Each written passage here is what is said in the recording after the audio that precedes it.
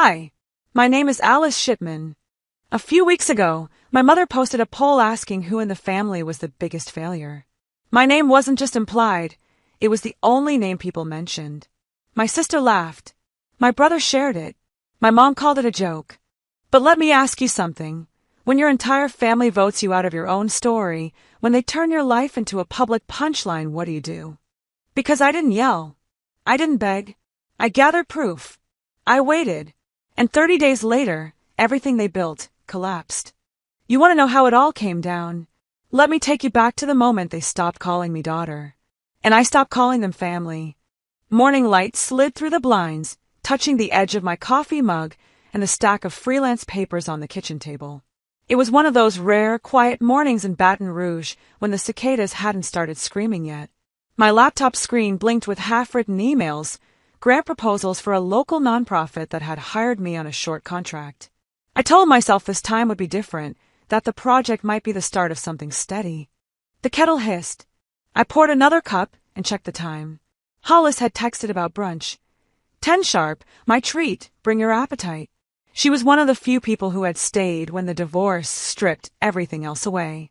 I grabbed my notebook, locked the door, and drove downtown through streets lined with oak trees, still dripping with last night's rain. At the cafe, the smell of bacon and syrup fought with the chatter of Sunday crowds. Hollis waved from the corner booth, already halfway through her first coffee. You look better, she said. Sleeping again. Trying to, I answered.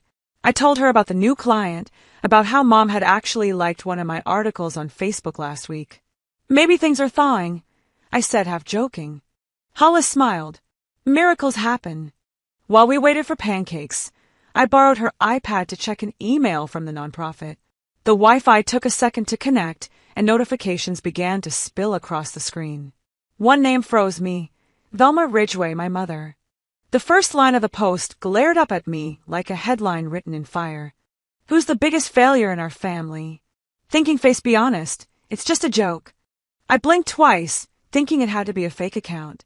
But there it was, her profile picture, the familiar smile, the comments already stacking. You know who it is.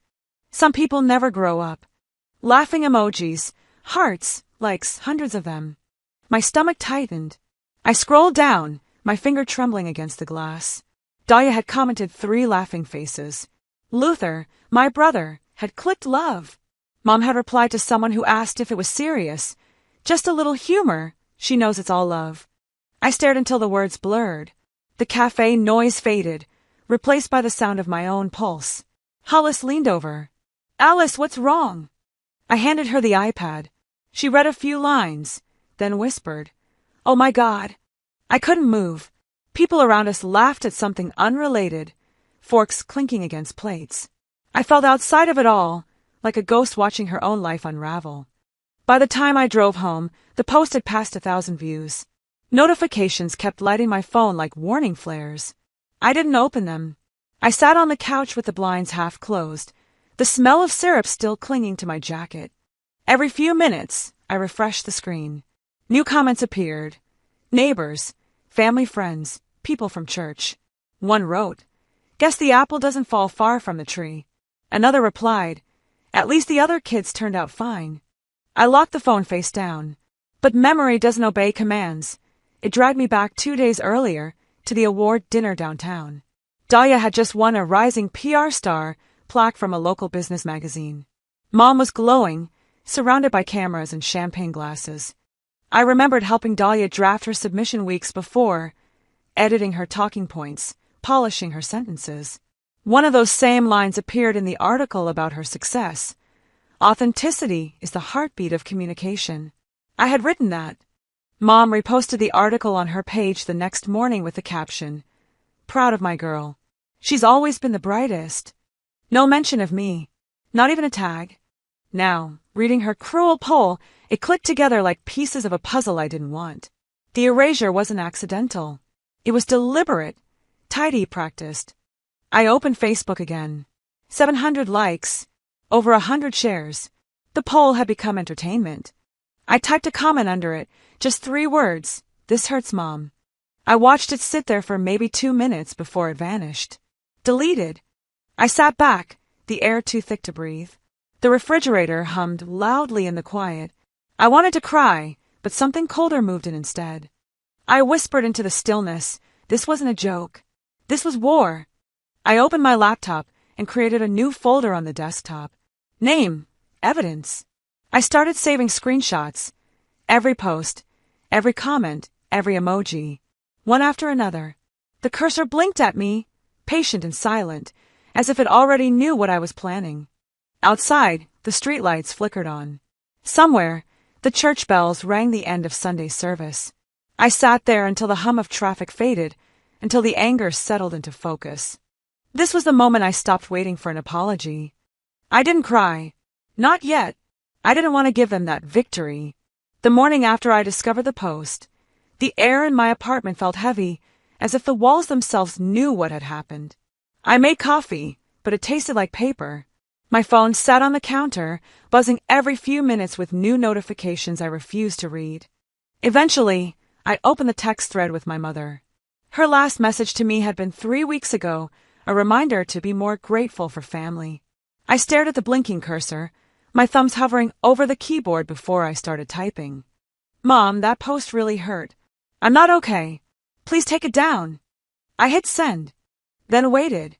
I spent the next few hours cleaning dishes that were already clean, folding towels that didn't need folding.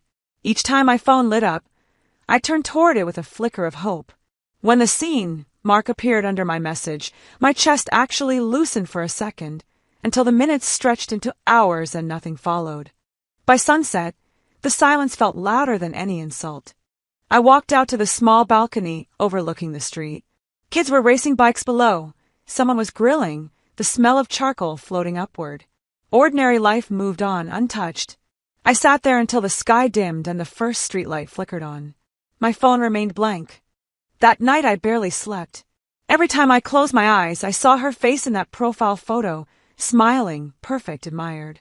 When I finally drifted off, the sound of another notification dragged me back awake. A new post from Mom. I opened it, still half in the dark. There she was, standing between Dahlia and Luther, all of them grinning, holding glasses of sweet tea. The caption read, "Nothing like laughter and family to heal the soul. Blessed family first." I laughed once, quietly in disbelief. It wasn't neglect, it was theater. She didn't misunderstand how badly the poll hurt me. She wanted to control the narrative, to make me look like the outsider who couldn't take a joke.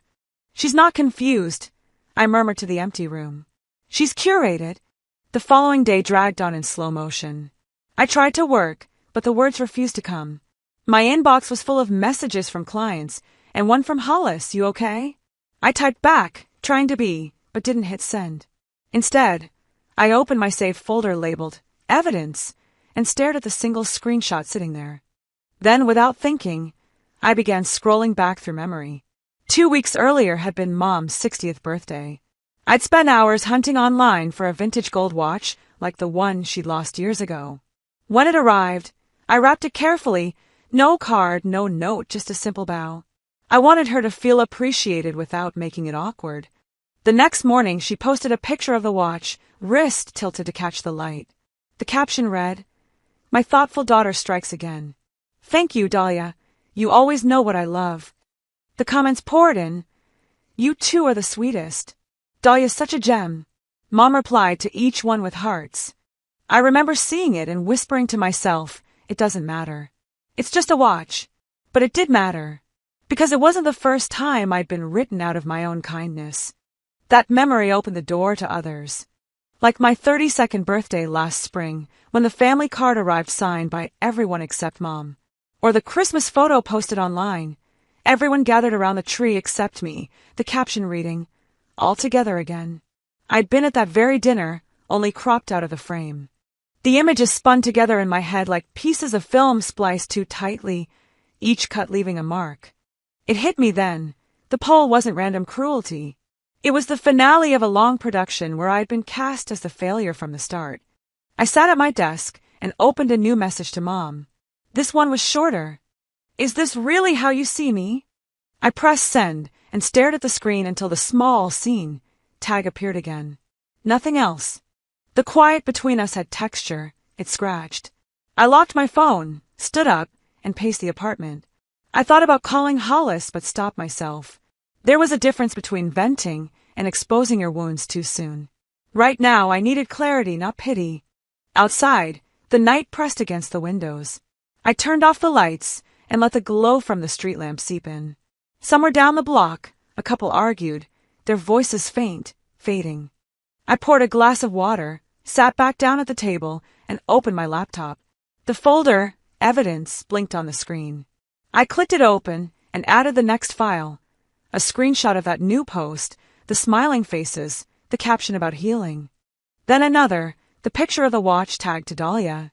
Another, my unread messages, both labeled seen. One by one, the digital copies lined up, neat and emotionless. Proof doesn't cry. When I finally closed the computer, the clock read midnight. The street outside had gone still. I placed the phone face down beside me and whispered into the dark. If silence is all she gives me, I'll make sure everyone hears it. I took one last breath, switched off the lamp, and let the glow from the laptop fade to black. The light from the laptop still lingered in my eyes even after I closed the screen. I sat in the dark for a few minutes, breathing slow, feeling the shape of silence settle in the room like dust. The apartment didn't judge. It didn't demand explanations. It just held me. After rinsing my glass in the sink, I moved through the motions of bedtime, brushing teeth, checking locks, folding a blanket I hadn't used. I lay in bed, not tired but emptied. By the time morning bled into the blinds again, my fingers had already returned to the keyboard. I wasn't writing emails or pitches. I was scrolling through years of posts, photos, moments that used to feel harmless. But now, every memory carried an undertone I hadn't heard the first time. I stopped on one picture from Thanksgiving 2 years ago. Dahlia was at the head of the table, toasting with her husband, Mom beaming beside her. The caption read, "Grateful for strong daughters." I wasn't in the shot, but I remember that day clearly because I had cooked the entire meal. I'd picked up Mom's prescription that morning, helped prep the table settings, even stayed late to do dishes while everyone else laughed over pie. And when Velma stood to give thanks before dinner, she raised her glass and said, "To my strong, successful daughter, Dahlia. You make us proud." No one noticed that I'd gone quiet, or that I'd cleared my plate without a word. She never forgot me, I muttered aloud now, staring at the screen. She just chose not to see me. The irony of it all crystallized later that afternoon. I'd picked up the church bulletin someone had forwarded me in an email, subject line, "Your mom made the newsletter." Inside was a glowing article about Velma Ridgway, pillar of faith and family. There was a blurb in her own words. When I was recovering from surgery, Dahlia stayed by my side every day. Her strength got me through. My jaw clenched as the image of that hospital room came back. Dahlia had stopped by once, took a picture beside Mom's forestand, told the nurse it would look good in the church slideshow. She left after 15 minutes. I was the one who stayed 3 nights in that recliner, feeding Mom applesauce and reading her the Psalms when she couldn't sleep. I remember her saying, "I'm glad it's you here. You don't make noise." Funny how silence becomes the perfect excuse to erase someone. My phone buzzed. A friend from the congregation had texted, "Velma's write-up is beautiful. You must be so proud." I stared at the message before placing the phone screen down again. That night, after dinner alone and half a glass of wine, I checked Facebook. Velma had updated her cover photo. A childhood picture of me, 7 years old, clutching a stuffed lion, standing in front of our old front porch. The caption read, "Proof that love and discipline build strong women." I knew the photo. It was from the day she forgot my school play. She had remembered an hour after it ended and taken me out for ice cream to make up for it. She'd asked me to smile so she could send a picture to Grandma. I remember how hard I worked to stretch that smile across my face, how stiff my arms felt holding that lion. Now, that moment had been repackaged as a parenting triumph. The comments under the post made me want to scream. "You've always been such a great mom. She's lucky to have you. God-fearing mothers raise the best girls." I closed the app. My heart wasn't racing. It was something worse, stillness edged with heat. I opened a new document on my desktop and titled it, "What They Don't Remember." Line by line I wrote, "The scraped knees Mom never kissed. The piano recital she missed. The birthday card signed only by Dad. The way she called Dahlia, my sunshine, and me the quiet one. The college acceptance she brushed off with a nod. The engagement she never asked about. The miscarriage I never told her about because I already knew the silence I'd get in return. I filled pages. 6, maybe more. Then I stopped, stared at the blinking cursor, and deleted it. They wouldn't read it anyway. That moment became a turning point. I wasn't going to scream into the void anymore. I wasn't looking for her love. I was building a case. A truth she couldn't delete. I clicked open the evidence folder. Created 3 subfolders: financial, psychological, public. My face felt different as I looked at the screen. Less tired, more resolved. This wasn't about being heard. It was about being undeniable. Calm isn't quiet. Calm is the space before the fire starts. I left the laptop lid down and walked to the window, watching the late afternoon light slide over the neighbors' porches. For a moment I let myself breathe without thinking about comments or deleted messages, just the soft hum of the city settling into evening. Then my phone buzzed. Grant called. Grant and I had been steady for almost a year. Quiet, practical, like us, the kind of relationship people in Baton Rouge nod at and call solid. He was the kind of man who fixed leaky faucets and remembered my mother's birthday. He had been a refuge when the divorce was fresh, someone who didn't ask too many questions and who made coffee just right. I told myself he would be the safe place I could go to. When I picked up, his voice was automatically warm. I swallowed the tightness in my throat and let the story spill out in a steady, measured line. I didn't want him to hear the rawness. I wanted him to know what happened without feeling the need to soothe me into silence. He posted a poll, I said, on her page. It makes me look like a joke, Grant. There was a pause long enough for me to think he'd hang up, but then he answered, careful. Have you talked to her? I messaged. I told him. She saw it. She didn't respond. I'm sorry, he said. His voice was low, but it had a shade of something else. Hesitation. That's rough. But, Alice, maybe this is a family thing. They're under a lot lately. You know, social obligations, pressure to look good. Maybe it's just clumsy humor. Clumsy. The word landed like a stone. I had pictured him getting angry on my behalf, defending me the way a partner does. Instead, he offered me an explanation for their behavior, softened it into a reason that made me small. Not a protector, an interpreter. I don't think it's clumsy, I said. This is deliberate. They've been erasing me for years. Maybe you're reading too much into it, Grant said gently. I mean, everyone makes jokes. We've all been there. Don't let it eat you up. His next words were careful, like stepping around glass. If you post something, it could make things worse. Maybe cool down, talk to someone professional if it's that bad. But publicly going at your mom, are you sure that's the move? In the space between his sentences, I felt something shift. It wasn't that he sided with them exactly, it was worse. He kept the ledger balance for them by refusing to tilt it for me. He would not risk any discomfort on my behalf. The last refuge in my life, the one person I'd thought might stand with me, had chosen safety over me. I was quiet, not because I had nothing to say, but because every reply felt like begging. I'm fine, I managed. Thanks for listening. After that, we talked about meaningless things until the conversation faded. When I hung up, the apartment seemed suddenly too small. 2 days later, Velma invited the family to brunch. The wording was casual. Come by Saturday, little update from me, but the arrangement felt manufactured. I told myself I'd go because it showed I still cared about appearances, or maybe because I wanted to see, with my own eyes, the machine I had been living inside. The Ridgway house smelled like lemon oil and old wood.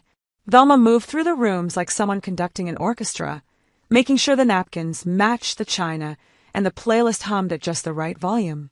Dahlia fluttered about in a dress that shimmered even in the morning light. Luther sipped coffee and tried to look bored, which he never quite managed. After the first course, muffins arranged like small golden domes, Velma cleared her throat and announced, bright as a bell, I wanted to let you all know I've finalized my estate plans. Thought it best to be transparent with family. Transparent. I could feel the irony like a burn. She unfolded a paper with the grace of someone delivering a speech she had practiced. Dahlia peered over her shoulder, a small smile of triumph forming. No one looked at me.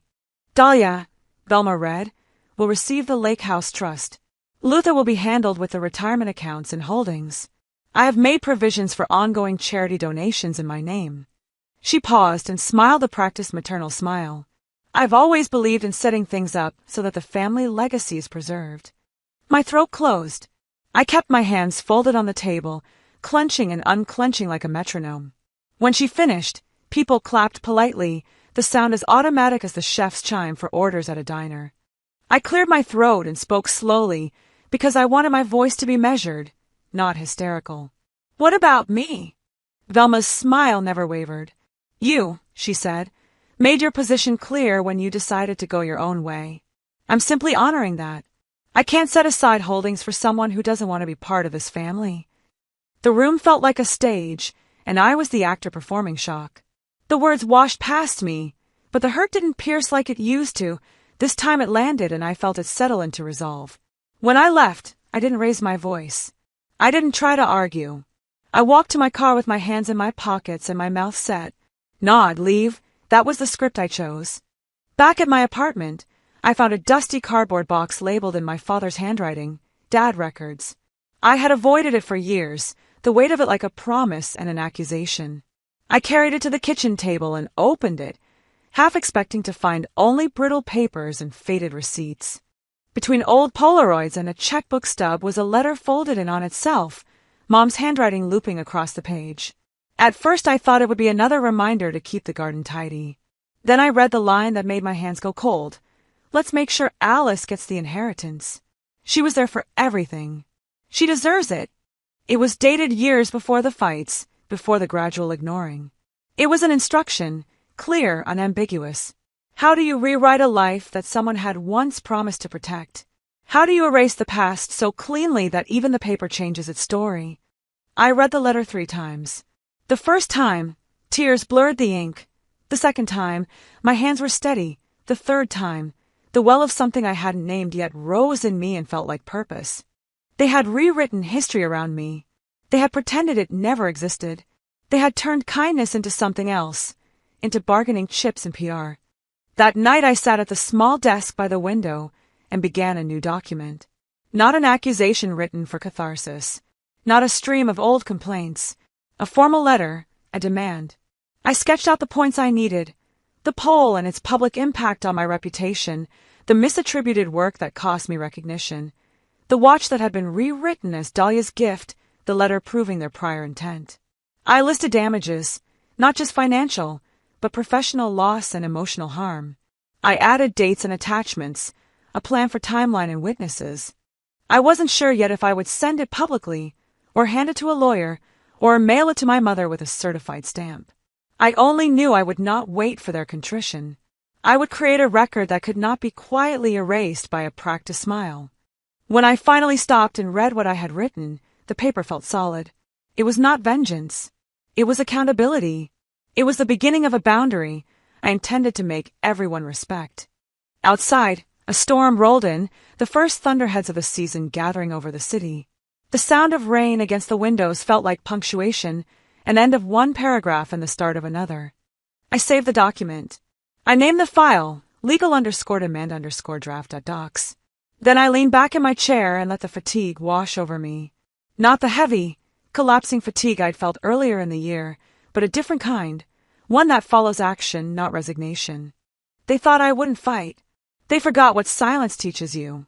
Morning light spilled across the kitchen table where my laptop sat open beside a half-eaten muffin. The previous night I drafted my outline for a legal complaint, then slept 3 hours, waking from dreams of signatures and witnesses. Now the air felt clear, the kind of calm that comes right before you begin something you can't take back. I pulled out the box of tax folders from the cabinet and started flipping through them, searching for anything I might need to prove history. Receipts, invoices, deposits, tiny pieces of the life I'd kept functional while the emotional one collapsed. Near the bottom of a manila envelope, I found an email printed on old office paper, the ink faded at the edges. It was dated 5 years earlier. Subject line, Quick favor, sweetheart. From Mom, Belma Ridgeway. Need a small loan for the house plumbing. Pipes cracked under the guest bathroom. The plumber says he can fix it today if we can pay half up front. I'll pay you back before Christmas. Promise. Love you. Below it was my reply. Transfer sent. $7,000. Get it fixed before it floods. I stared at the amount. I hadn't cared then. I had money from a freelance contract and thought helping her might remind her that I was part of the family. She never mentioned repayment again. What stung wasn't the dollars. It was how easily she could erase something like that from her own story. I sat back, letting the chair creak under my weight. She had rewritten everything. Memories, gratitude, even transactions. I'd given her loyalty, and she'd turned it into leverage. By noon, I called Hollis. She picked up halfway through her first sip of coffee, the background noise of her office humming behind her. Hey, she said. You sound like a woman with a plan. I am, I told her. I need to put it all in writing. Hollis didn't interrupt. She worked in HR long enough to understand that sometimes the quiet ones aren't weak, they're just gathering evidence. I'll connect you with Michael, she said. He's an attorney. Handles workplace defamation, privacy cases. You might just want a consultation, but he's sharp. I thanked her, wrote down the contact info, and opened a blank document. The cursor blinked like a heartbeat. I began typing the header, formal demand for retraction and apology. The words looked strange on the screen, but solid. I laid out the timeline, the Facebook poll that publicly labeled me a failure, the stolen watch credit, the inheritance statement at brunch, the years of silent omission. I described how the poll had cost me professional credibility. One client had quietly delayed renewing a contract, saying they wanted to avoid unnecessary attention. Then I outlined my requests. Immediate removal of all defamatory posts. A public written apology acknowledging the harm caused. Confirmation that no further public references to me would be made without consent. I wasn't threatening. Not yet, but every sentence carried weight. By the time the letter reached 2 pages, I forwarded it to Michael for review. He replied within an hour, looks good, sending it certified from my office today. After I hit send, I poured coffee and watched the rain start outside. The steady tapping on the window kept rhythm with my pulse. An hour later, my phone buzzed. A text from Mom. This is ridiculous. I raised you better than this. I read it 3 times. No denial, no regret, just moral superiority disguised as disappointment. The next notification came from Hollis. She forwarded a screenshot from her LinkedIn messages. It was from Dahlia. Your friend Alice is mentally unstable. Just a heads up before you get too involved. I actually laughed, low and humorless. They were already building their defense. The narrative that I was unbalanced, emotional, unreliable. Perfect, I thought. Keep talking. Every word was proof. I printed both messages and added them to the manipulation subfolder. The printer's steady hum felt like an ally. Later that evening, I made small but deliberate changes. I rewrote my voicemail greeting, "You've reached Alice Shipman. Please leave business inquiries at the tone. No warmth. No casual, talk soon. Just precision." Then I locked down my social media, changed every password, archived every photo or comment that had my family's name attached. I'd spent years letting them define me online. Now, I was stripping their fingerprints off my life. When I finished, I felt lighter, not happy but composed. I walked to the kitchen window. The rain had stopped, leaving the street glossy under the lamplight. Somewhere down the block, a car door slammed, and a woman called to her kid to bring an umbrella. The world was still turning, indifferent to my small war. I checked my email before shutting down the computer. A notification from the delivery service blinked on the screen. Your demand letter was viewed 12 times. They'd read it, maybe passed it around like a scandal, shaking their heads over the nerve of me. I could picture Mom's expression, that tight-lipped smile she used when she felt cornered. They know what's coming, I whispered to the quiet room. Then I saved a copy of the file, closed the laptop, and let the stillness stretch until it no longer felt like fear. It felt like control. And yet, they still pushed further. The week after the letter went out, my email stayed quiet. Too quiet. No calls from Mom, no word from Dahlia or Luther. For a few days I let myself believe they were stunned into silence, maybe processing. I should have known better. People like my mother don't pause, they regroup. It was a Tuesday morning when a message popped into my inbox from an unfamiliar address. The subject line read, "Thought you should see this." The body of the email was short. "I'm part of your mom's Bible group." I thought this might cross a line. Below it was a screenshot. It was the same poll, my mother's poll, but shared into the church's private Facebook group. The caption above it came from Luther. "Sometimes you just need to laugh through the chaos." Dozens of comments trailed underneath. Some from people I'd known since childhood, Sunday school teachers, old neighbors, family friends. They wrote things like, "You can't help those who won't help themselves," and "Maybe it'll teach her humility." Then I saw Mom's response. "Tough love works best. She'll be stronger for it." That one sentence undid something inside me. It wasn't just cruelty, it was performance, dressed in virtue. All those people, smiling and nodding, liking, sharing. The whole world that raised me had just quietly turned its back. I stared at the screen until my vision blurred. Then I closed the laptop and stood up, pressing my palms against the counter just to feel something solid. For a long minute, the only sound in the apartment was the faint hum of the refrigerator. I didn't want to cry. I wanted air. I grabbed my keys, left the apartment, and started driving aimlessly through the neighborhoods where we used to live. Houses with white fences, mailboxes shaped like tiny barns. I passed the church parking lot full of cars, some of those same people probably inside, praying about kindness. Halfway down the block, my phone buzzed again. Another message from an unknown number, no name attached, just the screenshot followed by a single sentence. "You deserve better than this." I pulled over by the curb. Maybe that stranger meant it as comfort, but it only made the silence between me and my mother more unbearable. That night I sat at the table with a cup of coffee going cold. My mind circled one truth over and over. This was no longer a misunderstanding. It was war disguised as righteousness. I picked up the phone and dialed her number. It rang twice before she answered. "Hello." Her voice was calm, measured, like she'd been expecting this call. "Mom," I said evenly, "you've crossed a line. You used my life for applause and erased me in public. You need to fix this." There was a pause long enough for me to hear the tick of my wall clock. Then, in a tone I'd heard 1,000 times before, she said, "You want consequences? Fine. I don't have a daughter named Alice." The words landed cleaner than any slap. Before I could respond, the line clicked dead. I sat there, phone pressed to my ear, the dial tone steady. It was strange. The shock didn't burn, it chilled. She had given me what I needed, confirmation. When I looked up, I realized the call had gone out through my car speaker earlier while I was driving home. The neighbor from the next apartment, Mrs. Tanner, had been in the passenger seat a few minutes before. I'd offered her a ride to the store. She must have heard everything. Later that evening, she slipped an envelope under my door. Inside was a note in her wobbly handwriting. "I didn't mean to eavesdrop, honey, but I heard her. You didn't deserve that. Keep your head up."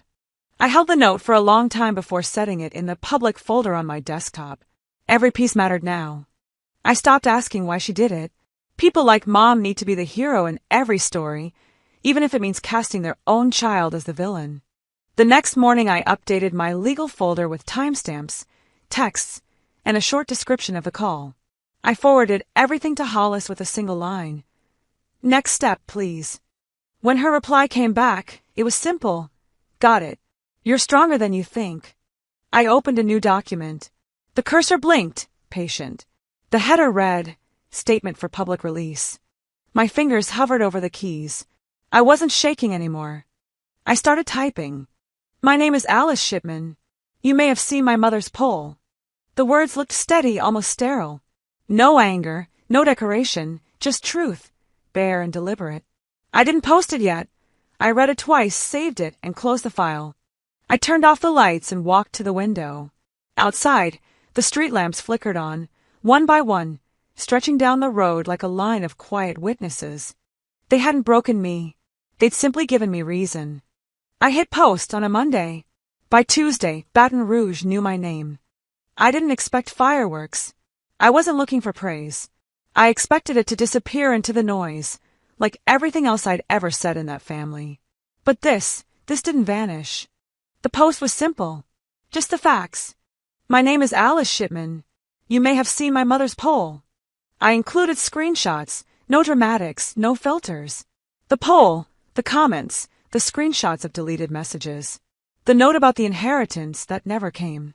The $7,000 loan. Her quote in the church newsletter about Dahlia being her caregiver.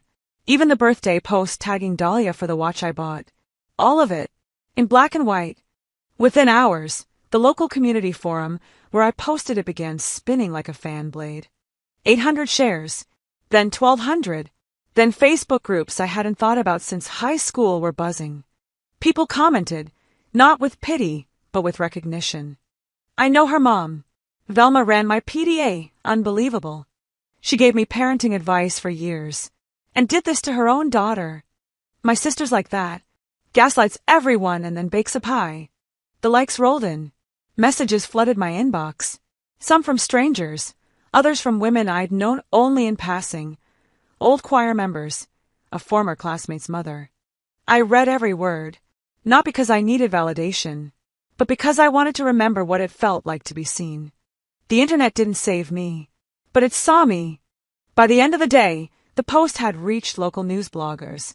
A Twitter thread summarized my story in bullet points, and a journalist from New Orleans quoted me in a tweet. This isn't about one post. It's about years of being erased while smiling through it.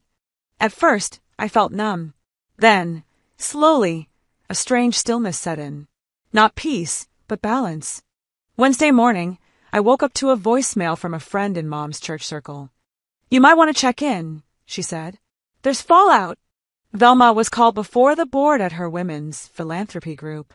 The email she received used the phrase, temporarily suspended from duties, pending internal review. Her chair at the church brunch committee was left vacant the next Sunday.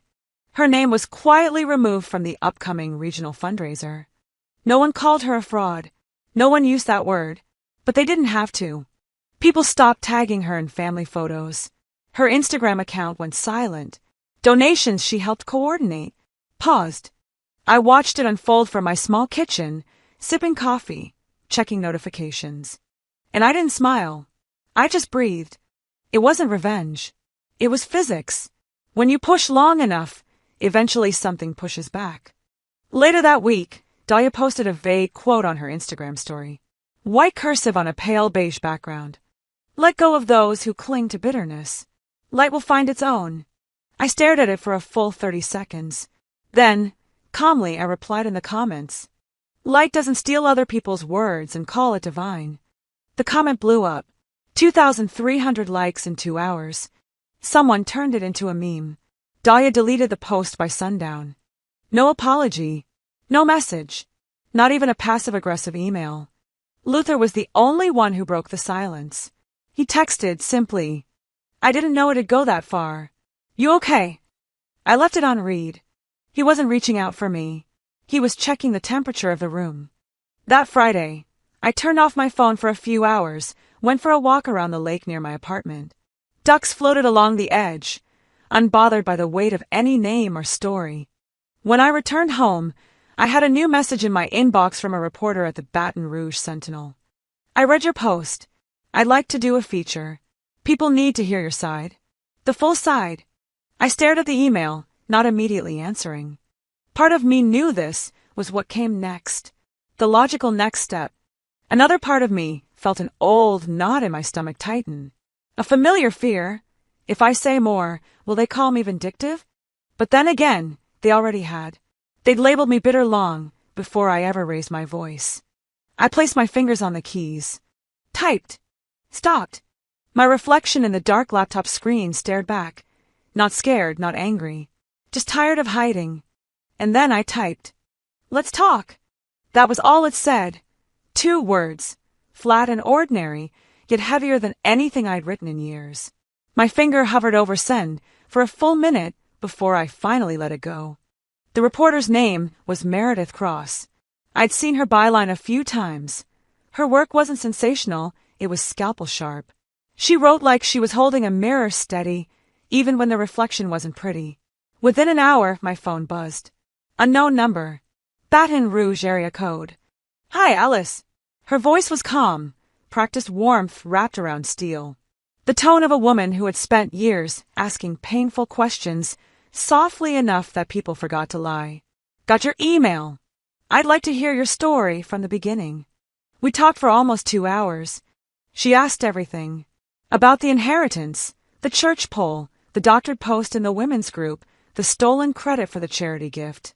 But mostly, she asked about the silence, the years that had calcified into obedience. Every pause between my words seemed to matter to her more than the sentences themselves. When I finished, she was quiet for a while. I could hear her typing faintly, the clack of keys like a heartbeat through the phone. Then she said, "Alice, thank you for trusting me.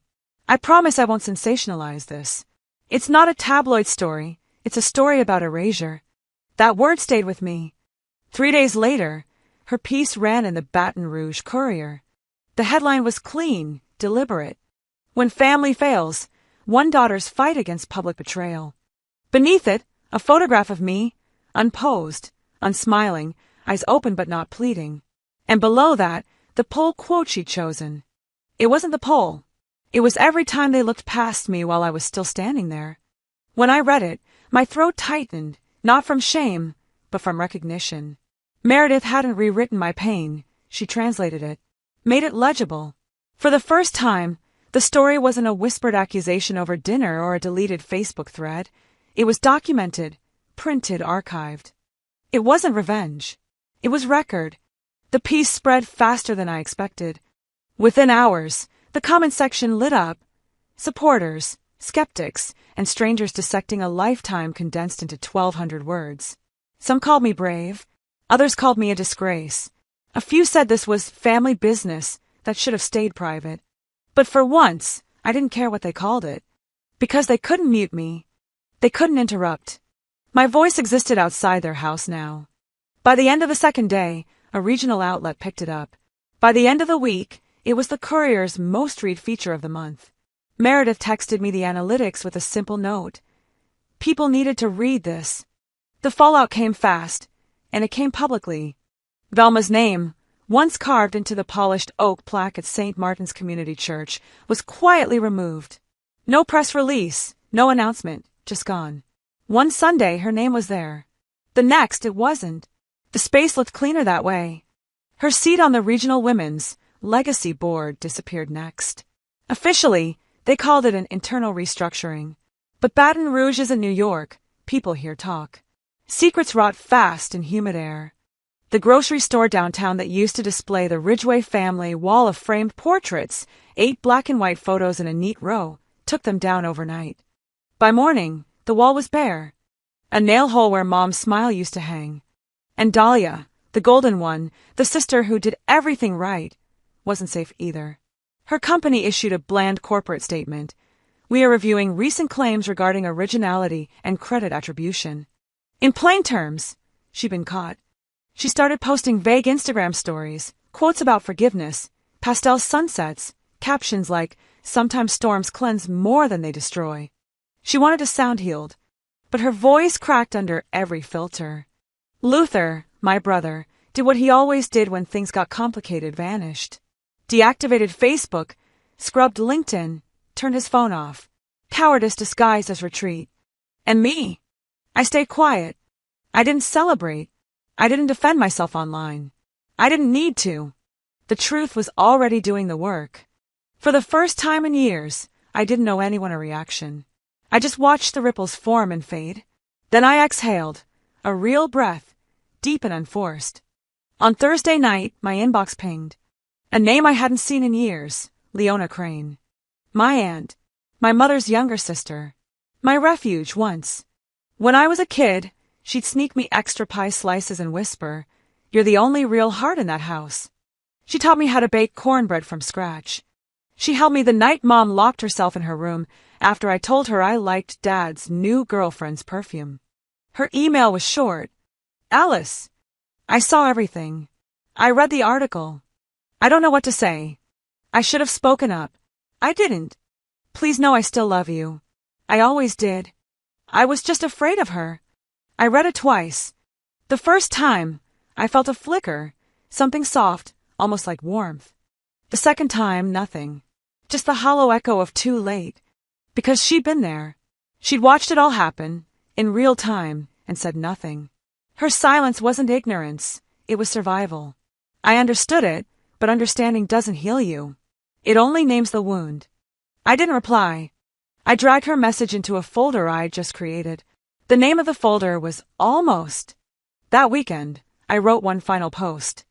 Not to explain, not to provoke, not to reopen the wound, just to close the door. I don't need apologies. I needed acknowledgement. And now I've had it, thanks to all of you. I turned off comments, logged out. Then I did ordinary things. I cooked dinner, washed the dishes, walked the long route through the park, listened to crickets under the streetlights and the far-off hum of traffic. For the first time in years, the quiet didn't sound like punishment. When I got home, my phone buzzed once. A single notification glowed on the lock screen. Incoming deposit, $7,000. From Velma Ridgway. No note. No subject line. No message. Just the number. $7,000. Precisely what she claimed my share of the will wasn't worth. I stared at it for a long time. It didn't feel like money. It felt like a transaction for silence, a buyout of guilt. But I'd already sold her something she couldn't afford to repurchase. My indifference. The deposit sat there in my account like an echo of everything she tried to replace love with: control, currency, reputation. I sat down at the kitchen table, the same spot where all of this had begun. The first email, the first call, the first truth. I looked out the window. The sky outside was the color of cooling ash, the kind that lingers after fire. I exhaled. Not in relief, not in victory, just in release. And I didn't smile. Forgiveness isn't always a gift you give someone else. Sometimes it's a door you walk through alone. A month had passed since the article. The digital noise had mostly died down, replaced by that strange post-storm hush, like when the streets still glisten from the rain but no one speaks about it anymore. Baton Rouge hadn't changed. Not really. The same dog barked 3 doors down every morning at 6. The coffee shop on the corner still spelled my name wrong on the cup. And yet something was different. The way people looked at me. I walked past the hardware store and nodded at the man outside who used to pretend he didn't recognize me. This time, he gave a small wave. Nothing grand. Just human. No one whispered anymore. No one avoided eye contact. It wasn't vindication. It was visibility. The mailbox was stuffed that morning. Mostly bills and campaign flyers. But one envelope stood out. Plain, hand-addressed, no return name. I opened it slowly, still standing at the kitchen counter, fingers chilled from the cold metal. Inside was a letter. Printed. Neatly folded. Alice, it began. I wish I'd spoken up sooner. But I'm proud you did. You reminded us that dignity is louder than shame. Signed, Maris Lockwood. Her name came with a weight I hadn't realized I still carried. Maris, from Mom's church group. The same Maris who once gave me butterscotch candies after Sunday service. The one who always wore big hats and didn't believe in clapping in church, but hummed with such conviction it made the pews tremble. Enclosed with the letter was a photograph. It was a print of a moment I hadn't seen in years, me, maybe 12 or 13, sitting beside Mom's hospital bed, holding her hand. I remember the day, clearly. She had gallbladder surgery. Everyone else left after the flowers were delivered. I stayed, read to her, changed the TV channel when she grimaced, slept in the stiff armchair with my jacket rolled under my neck. On the back of the photo, Maris had written in careful cursive. She stayed all night. I held it for a long time. It didn't sting. It didn't ache. It simply was. That evening, I sat at my desk and opened my banking app. The $7,000 was still sitting there. Untouched. Unclaimed. I hadn't blocked Velma. I hadn't written back either. The money felt like a settlement without a lawsuit, a surrender without the flag. Some people asked if I'd forgive her. But forgiveness requires something that hadn't been offered, acknowledgement. What she sent was a transaction. What I needed was truth. I left the money where it was. Let it rot in my account if it wanted to. Dahlia, from what I'd heard, had stepped away from her firm for personal reflection. Her social media accounts were scrubbed clean. Just one profile photo, no posts. Luther sent a final message. Short. Simple. I messed up. I'm sorry. And I replied, not out of obligation, but clarity. I know. Closure doesn't always need confetti. I leaned back and opened my latest freelance draft. The topic? The myth of the perfect family. I poured myself into it. Not with bitterness, but precision. It wasn't about my story. It was about how many stories like mine exist in quiet. When I turned it in, my editor sent back a note. Sharp. Brave. Let's feature it in our newsletter. I smiled. Not wide. Not victorious. Just enough. The photo from Maris sat on the corner of my desk now, framed in a plain wooden border. I didn't look at it every day. But when I did, I remembered that the girl in that chair wasn't invisible. She wasn't weak. She stayed. And when no one else did, she stood.